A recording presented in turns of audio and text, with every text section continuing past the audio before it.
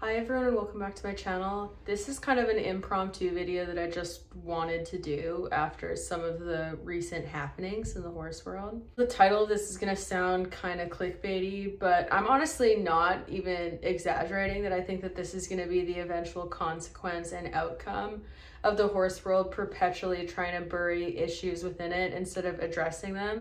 And what I want to just remark on before we get into the gist of this is that if there wasn't a problem that actually existed, I don't think the lengths that media organizations and competitive organizations go to in order to try to hide like the evidence or hide discourse about horse welfare, I don't think they would go to such lengths to do that if there wasn't actually viable concern for what's going on. Because if it was really just like outrageous comments that people who are unhinged and extremist are making, it wouldn't be that damaging to just let them have their discussion if there was a surplus of evidence that they're not correct about it. But how bent these organizations and media outlets are on trying to hide the evidence and hide any discourse and just essentially bury their heads in the sand like ostriches, I think is the result of the realization that there actually is merit to what is being said, and they want to continue to hide any discussion of it so that it doesn't potentially encourage more people to speak out,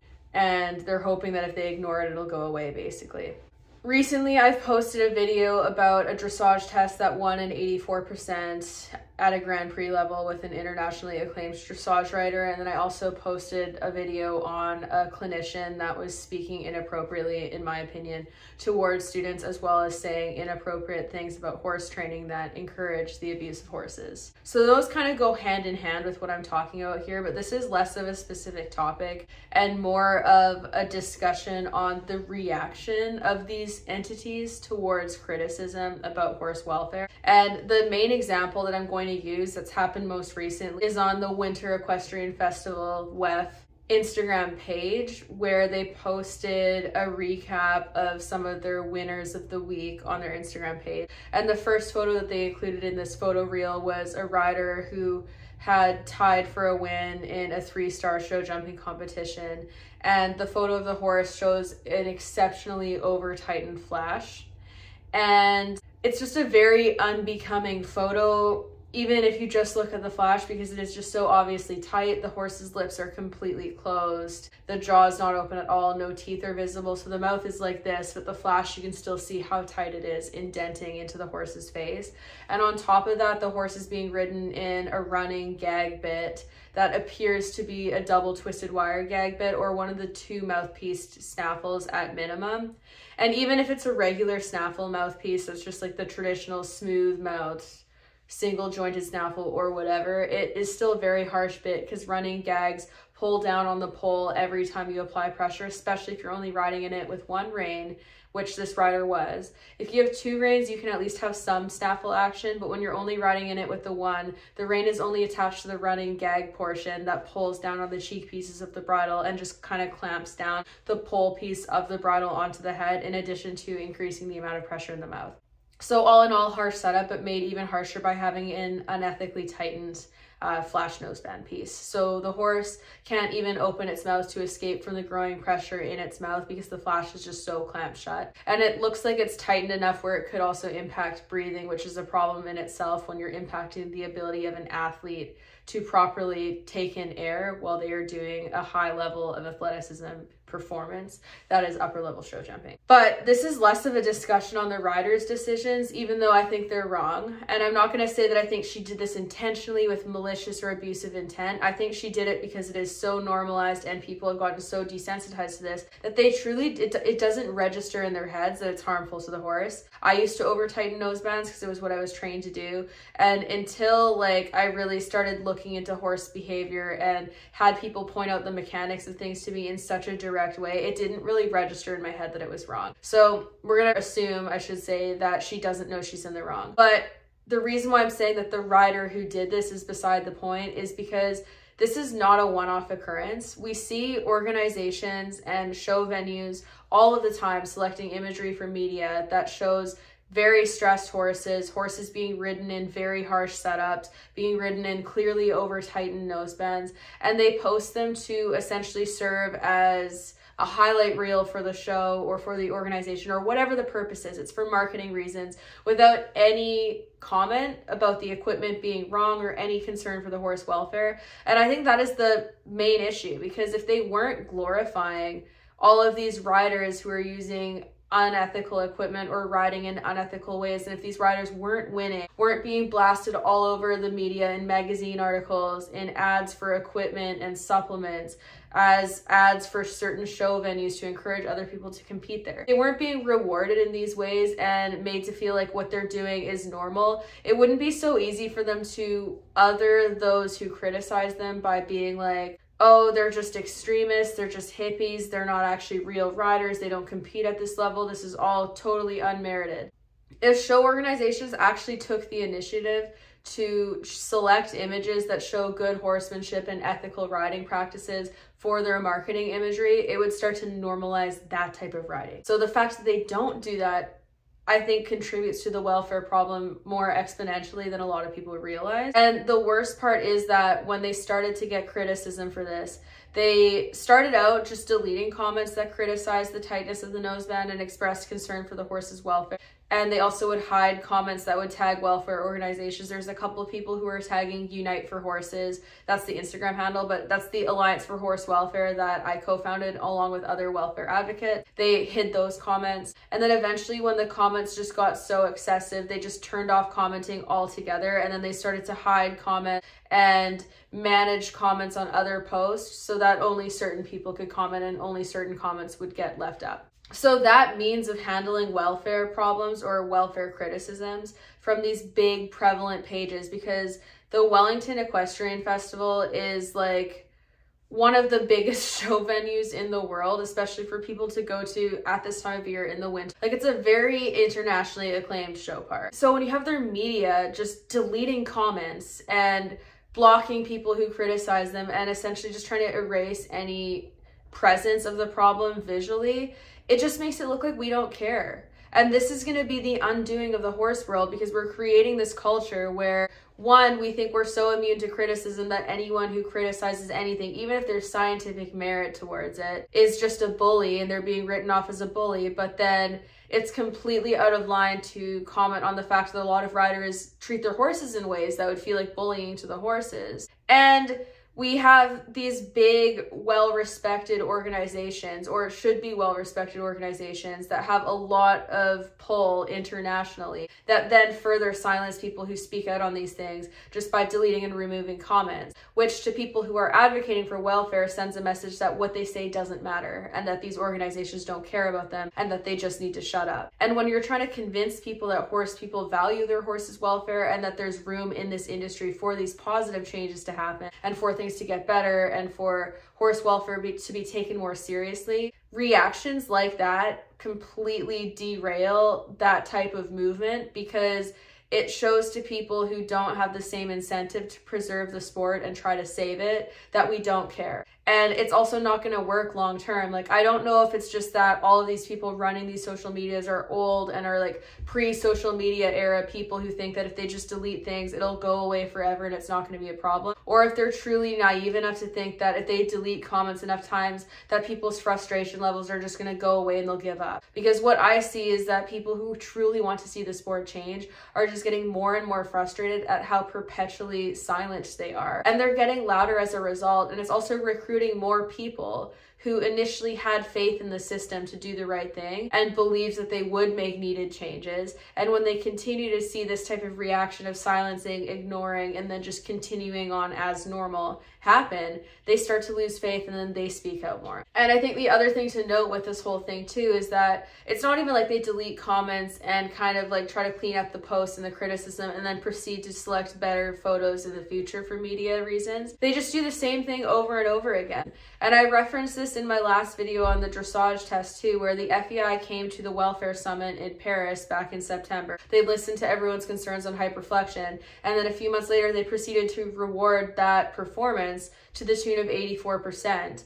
after saying that welfare mattered to them and that they were listening to the advocates and that they would consider everyone's concerns going forward. And it didn't take very long before they showed that they don't intend to do that whatsoever. So it's very frustrating, and it's just all very virtue signaling and saying what people want to hear in the moment when they're forced to talk to you in a situation where they cannot silence or mute you, and then proceeding to do the exact opposite. Even though I think it would still be wrong to mute and silence people's welfare concerns on the comments like that, like what WEF did. At the very least, if they started to change the types of posts that they did over time, I would understand it. And again, it's not just them. I've seen this on like Chronicle of the Horse. I've seen Thunderbird Show Park do it. I've seen FEI do it on all of their pages, on all of their socials, not just on Instagram, not just on Facebook, not just on TikTok, everywhere. It is a habit that a lot of these companies have. And what I cannot stress enough is that a lot of these organizations are multi-billion or multi-million-dollar organizations that are either directly connected to or owned by highly prevalent people in the industry. Like, for example, WEF is at least part owned by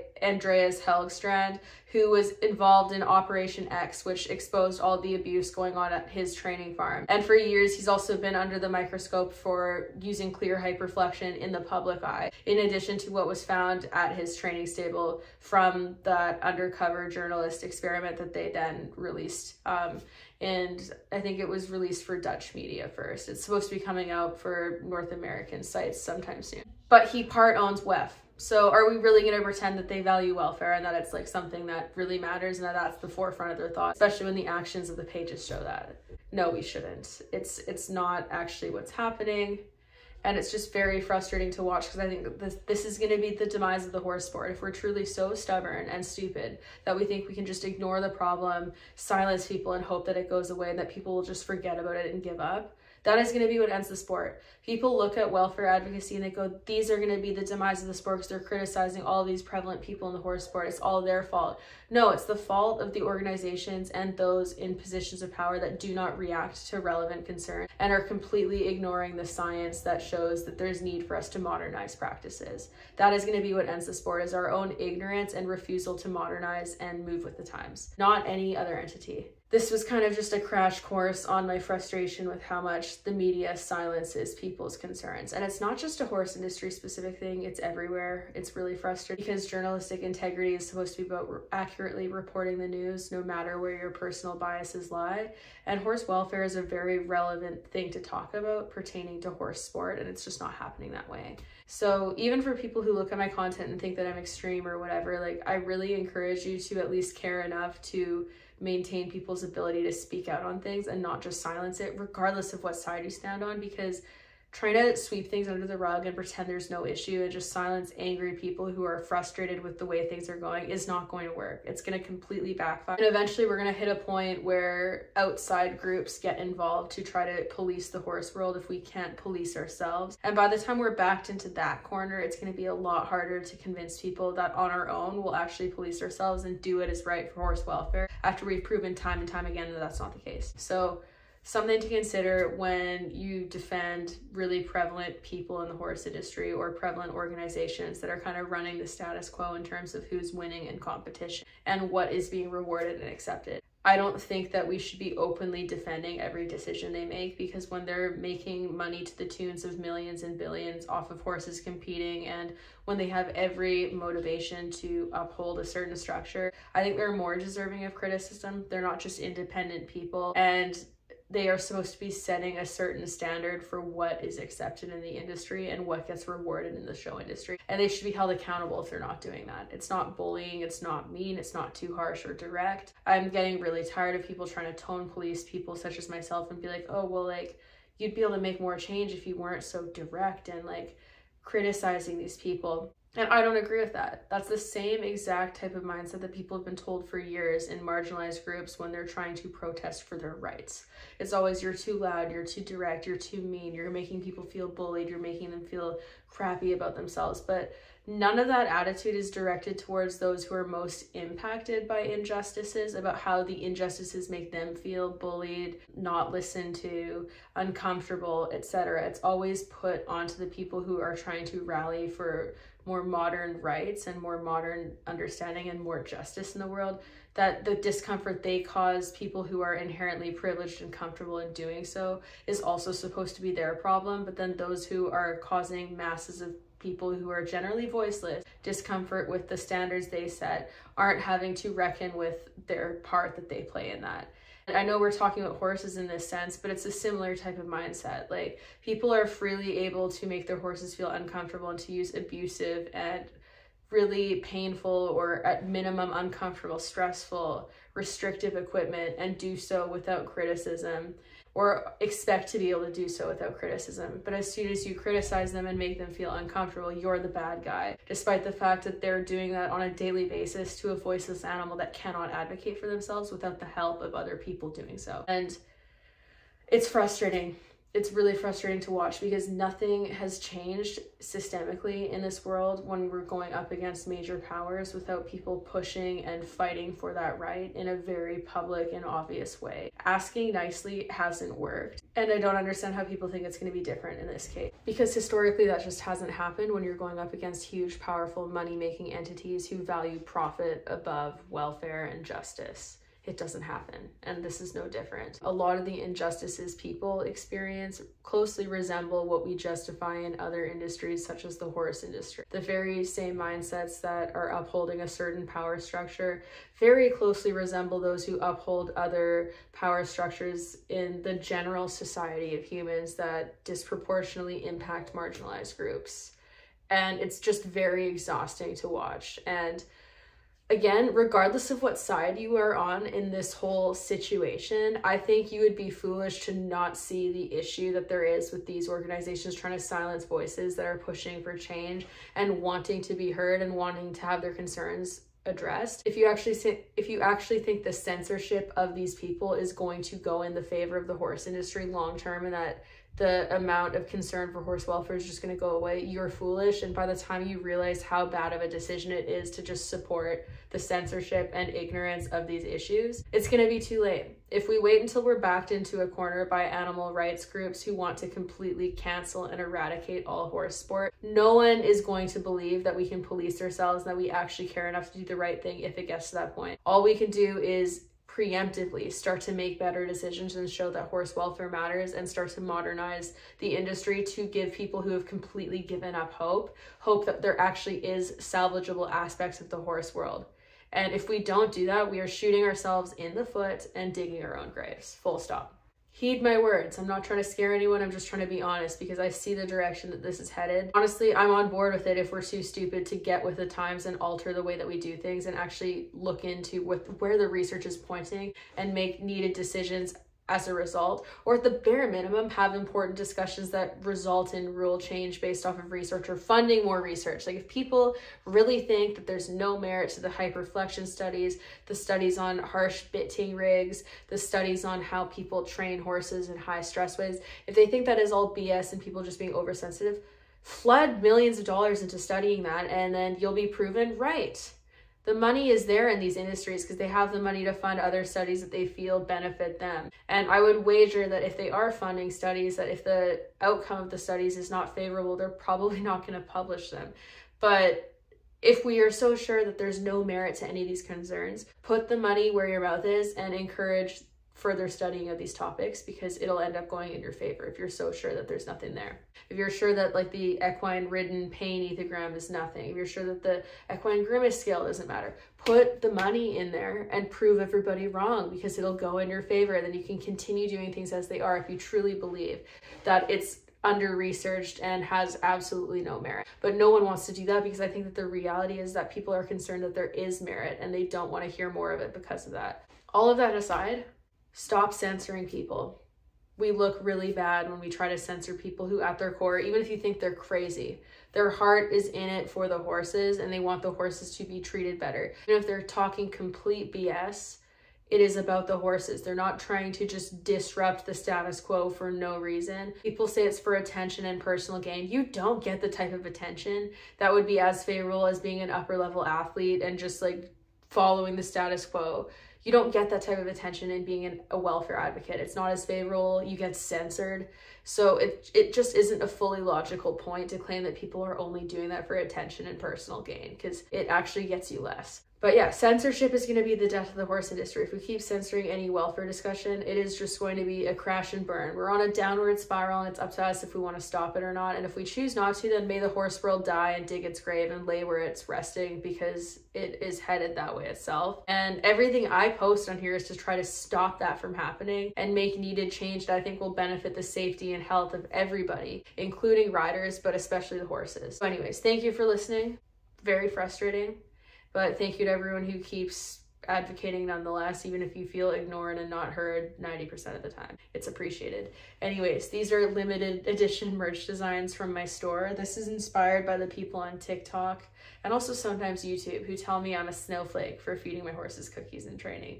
I figured I would just embrace it and be a big ol' unique snowflake that likes giving my horses cookies and cares about their comfort. So if you want one, this is available until February 15th in my merch store, which will be linked down below in the bio or the description or whatever you want to call it. I don't know. Okay, bye.